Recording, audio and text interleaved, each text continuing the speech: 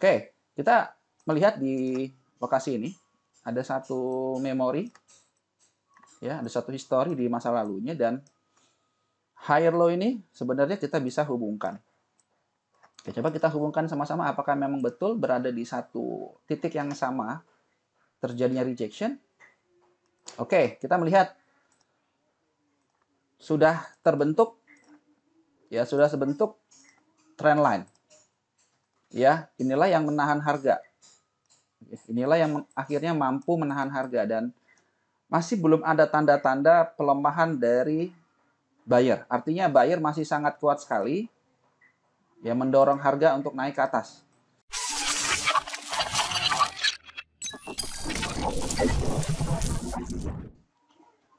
Halo, selamat pagi Sobat Trader.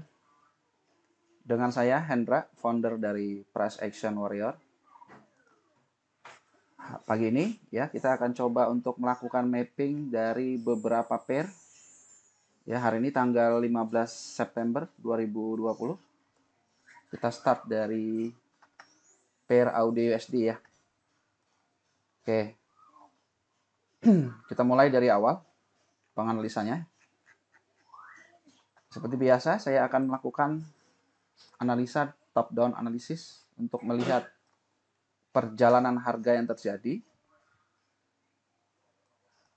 Oke, kalau kita lihat dari harga yang terjadi di saat ini, saya perlu tahu, ya, harga datang dari mana dan kemudian tujuannya kemana.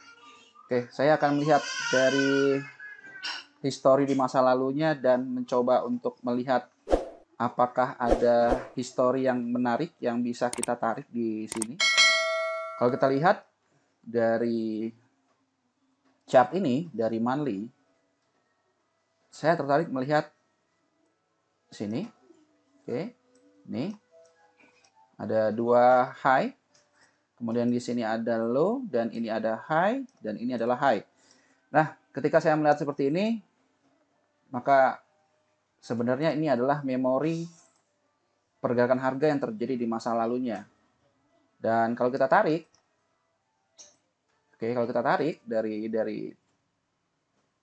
garis yang tadi sempat kita lihat dan kita melihat sebelah sini bahwa sempat terjadi rejection, ya, breakout, bolak-balik di sini, dan kita melihat ini adalah, ya, dan kita melihat adalah signifikan support resisten, ya. Kemudian harga bergerak turun, lalu naiknya compression sini.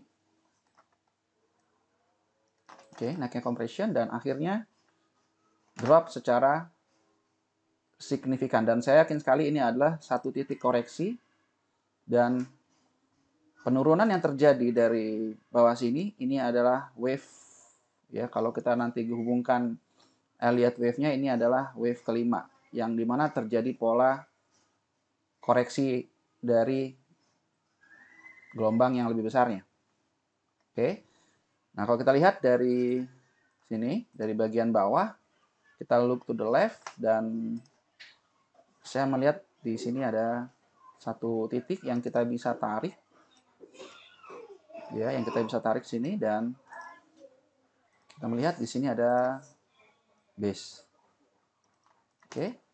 Sini kita juga melihat terjadi rejection dari atas, dan saat ini kita melihat harga sedang berada di pertengahan. Nah, lanjut kita lihat apakah ada sejarah atau histori di masa lalunya untuk mengetahui jalan cerita dari pergerakan harga yang terjadi di bagian sebelah sini. Maka saya perlu melihat sebelah kiri. Nah, sebelum terjadi penurunan yang signifikan, ya, melakukan breakout daripada channel line ini, kita melihat ada zona base di sebelah sini, kemudian ini terjadi rejection dan terjadi break signifikan di area ini. Dan level ini menarik banget buat saya untuk saya lakukan marking. Oke, mari kita marking bersama-sama di bagian sebelah sini. Ini ada base rejection, ya, base rejection, kemudian sumber daripada engulf-nya, sumber break-nya itu terjadi di area ini. Dan mari kita lihat yang terjadi adalah saat ini Ya, saat ini tertahan di zona base. Oke, zona base ini adalah source engulf. Sumber daripada engulf yang terjadi dari harga yang tertahan dari atas. Dalam hal ini adalah berada tertahan dari signifikan support resisten. Kalau kita bisa tarik Fibonacci, saya hubungkan Fibonacci di level ini. Kita tarik dari high ke sini. Nah, kita melihat di level ini. Oke. Ini harga berdekatan dengan Fibonacci 61,8. Ini adalah golden ratio, di mana ada chance, ada peluang, kemungkinan secara jangka panjang kemungkinan akan turun. Tapi sebelum kita melangkah lebih jauh dan membuat satu kesimpulan apakah harga benar-benar turun, maka kita mencoba untuk melihat atau mencoba untuk melakukan adjustment dari time frame yang lebih kecil. Maka yang saya lakukan adalah menurunkan ke time frame weekly. Oke, di sini kita bisa melihat dengan jelas ini adalah satu base, terjadi rejection di perbatasan ini. Ya, terjadi perbatasan ini. Kemudian harga tertahan. Oke, harga tertahan. Tapi kita melihat bahwa area base ini sudah tidak fresh lagi. Ya, sudah tidak fresh lagi karena ketika terjadi signifikan drop di masa lalunya sempat terjadi retest berkali-kali dan ini adalah retest yang berikutnya. Oke, dan ini adalah retest yang berikutnya. Dan kita melihat ketika terjadi kenaikan menuju ke area supply ini, di mana ini adalah Fibo 61,8 juga, confluence di perbatasan tersebut. Oke, kemudian kita melihat di sini ada zona base, ada potensi, ya, ada base di lower time frame. Ya, ada potensi base di lower time frame yang mengakibatkan harga saat ini tertahan. Oke, sekarang mari kita lihat lebih dekat. Saya turun lagi ke daily. Oke, saya turun lagi ke daily. Sini. Nah, mari kita coba melakukan analisa lebih detail, dan kalau kita lihat dari area yang kita marking dari time frame besar tadi, kita melihat di sini ada FTR. Oke, ada FTR. Kemudian ada satu candle bullish engulfing, merupakan reaksi atau rejection daripada base yang terjadi di sini. Oke. Nah, apakah kita juga bisa menemukan pola chart pattern di lokasi ini? Oke, coba kita lihat lebih jauh. Oke, saya coba turunkan ke time frame H4 untuk melihat lebih jelas. Oke, kita melihat di lokasi ini ada satu memori, ya, ada satu histori di masa lalunya, dan higher low ini sebenarnya kita bisa hubungkan. Oke, coba kita hubungkan sama-sama apakah memang betul berada di satu titik yang sama terjadinya rejection. Oke, kita melihat sudah terbentuk, ya, sudah terbentuk trend line. Ya, inilah yang menahan harga. Inilah yang akhirnya mampu menahan harga, dan masih belum ada tanda-tanda pelemahan dari buyer. Artinya buyer masih sangat kuat sekali, ya, mendorong harga untuk naik ke atas. Coba kita lihat lagi apakah kita bisa hubungkan titik yang ini, yang di higher high-nya. Oke, yang ini. Coba kita tarik. Oke. Sepintas saya melihat ini adalah channel. Ya, ini adalah channel. Oke, nah ini kelihatan jelas di time frame daily, di mana ini adalah channel. Channel yang terjadi di time frame daily ini masih mengkonfirmasi bahwa buyer masih dominan. Ya. Buyer masih dominan. Akan tetapi kita juga melihat bahwa di sisi lain, kalau kita menggunakan dari acuan dari time frame besar, ini sudah mencapai satu titik di mana 61,8 masih mampu menahan harga. Nah, bagaimana skenarionya yang terjadi melihat dari situasi seperti AUD USD saat ini?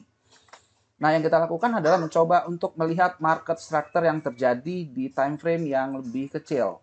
Dan kalau kita lihat dari pergerakan harganya, kita melihat market structure berbentuk higher low, higher high, higher low, higher high, higher low, higher high, dan seterusnya.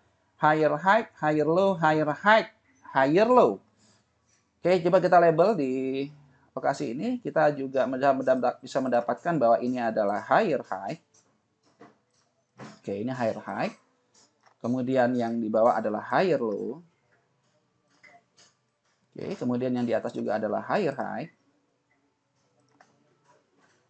Lalu yang di bawah ini adalah higher low. Oke. Jadi ada change harga untuk lanjut naik ke atas. Akan tetapi sebelum kita berasumsi bahwa ini naik ke atas, kita juga perlu mengamati batas-batas pergerakan harga yang terjadi.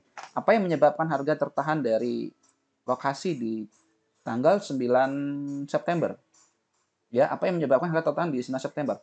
Kalau kita look to the left, lihat sebelah kiri, yang terjadi adalah tertahan dari zona base area ini. Ya, jadi kita melihat ada base yang mampu direspon oleh pasar. Sini ya. Inilah yang akhirnya membuat terjadinya market structure dari higher low. Di mana higher low ini juga merupakan satu titik proyeksi daripada channel line yang terjadi di perbatasan ini. Nah, kemudian apa yang menyebabkan harga tertahan dari lokasi ini? Dengan konsep yang sama, kita coba look to the left. Kita look to the left. Kita lihat sebelah kiri yang terjadi. Harga tertahan dari zona base ini. Oke, jadi saat ini yang terjadi di AUD USD, harga bergerak ranging, teman-teman. Harga bergerak ranging. Maka melihat situasi seperti ini, saya akan lebih cenderung untuk menunggu apakah yang dilakukan oleh pasar. Apakah harga mampu untuk melakukan breakout dari channel ini? Kalau mampu breakout dari channel, maka saya bisa berasumsi bahwa sudah mulai terjadi penurunan harga, di mana struktur market sudah berubah. Jadi ini adalah higher high, higher low, kemudian kita bisa berasumsi ini juga menjadi satu titik lower high. Selama lower high yang saya tandai ini, kayak yang saya tandai merah ini, tidak di break oleh market, oke, masih valid sebagai satu titik swing high. Nah, kita tinggal menunggu saja apakah yang dilakukan oleh pasar. Kalau ini terjadi membuat satu gerakan, ini adalah impuls, kemudian korektif, dan divalidasi dengan satu gerakan impuls kembali, maka kita bisa berasumsi bahwa downtrend yang terjadi, maka akan berpotensi terjadi satu perubahan market structure downtrend. Di mana ini juga akan mengkonfirmasi bagi kita bahwa ternyata dari time frame monthly ini direspon oleh pasar. Oke, jadi kita dari view dari time frame besar ini kita bisa berasumsi bahwa kemungkinan akan turun terjadi. Tapi ini tidak bisa kita valid, kita asumsikan secara benar ketika kita ngelihat di time frame kecil. Itu belum terkonfirmasi sama sekali. Nah, terkonfirmasi akan terjadi ketika membuat satu lower low. Jadi membuat satu titik yang lebih rendah, kemudian membuat lower high, kemudian membuat lower low. Nah, kalau ini sudah membuat lower low, maka kita bisa untuk menunggu pullback. Nah, disinilah kemungkinan saya akan mencari untuk melakukan posisi buy di lokasi ini. Sorry, posisi sell maksud saya. Melakukan posisi sell ketika kembali nanti di perbatasan ini. Oke, ini adalah skenario jika saya melakukan posisi sell. Bagaimana skenario jika saya ingin melakukan posisi buy?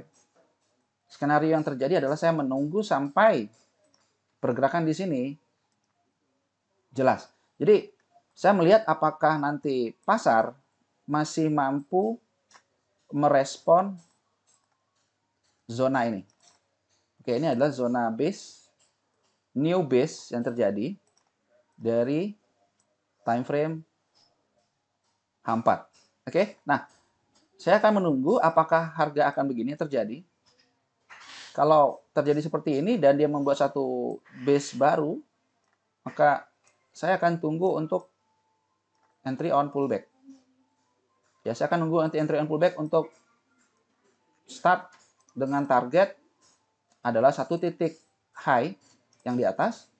Kalau ini lanjut, maka kemungkinan terjadi adalah proyeksi daripada satu titik dari channel line ini, maka akan menuju ke channel yang di atas. Oke, ini adalah contoh pair dari AUD USD. Mari kita lihat contoh pair yang lain. Untuk satu lagi ya, kita menggunakan pair Euro USD.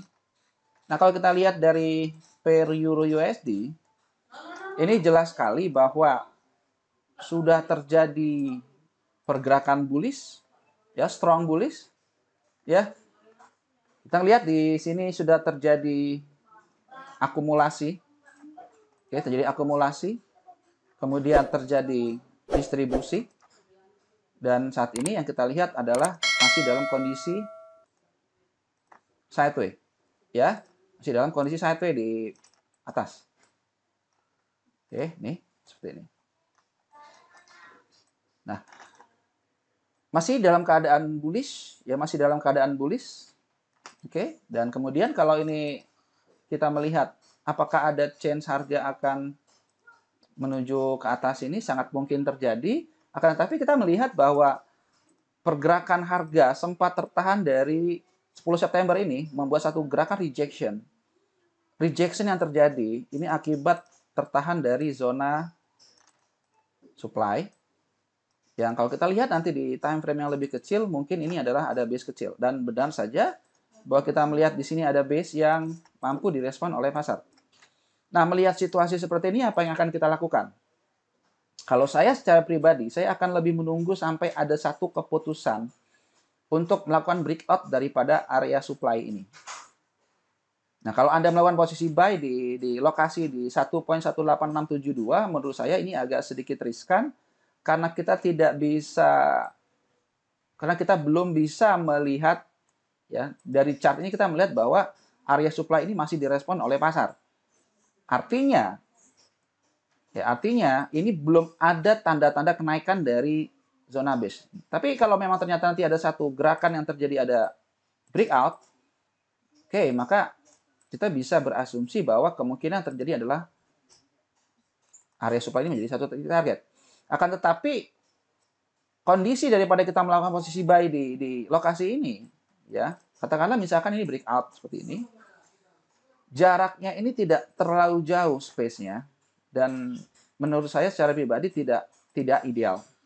Oke, jadi melihat kondisi seperti ini saya lebih cenderung untuk wait and see dulu, melihat pasar, dan kita nanti akan lihat apakah US dollar akan menguat atau melemah, ya, hari ini. Kalau hari ini open London nanti US dollar ternyata melemah secara signifikan, bisa saja euro akan kembali menguat. Ya, jadi untuk euro USD lebih baik kita menunggu sampai satu decision terbentuk terlebih dahulu. Ya, jadi seperti itu ya. Jadi kita sudah dapat dua mapping, yaitu AUD USD dan Euro USD. Nah, untuk plan-plan yang lain mungkin nanti saya akan coba buatkan satu video lagi di sesi berikutnya. Ya, semoga teman-teman dapat satu insight, dapat manfaat daripada mapping yang sudah saya lakukan. Oke, jangan lupa ya, aktifkan lonceng, klik tombol like, subscribe untuk teman-teman bisa mendapatkan update terbaru dari komunitas daripada Price Action Warrior. Ya, terima kasih buat teman-teman semua. Selamat pagi, selamat beraktivitas. Oke, thank you.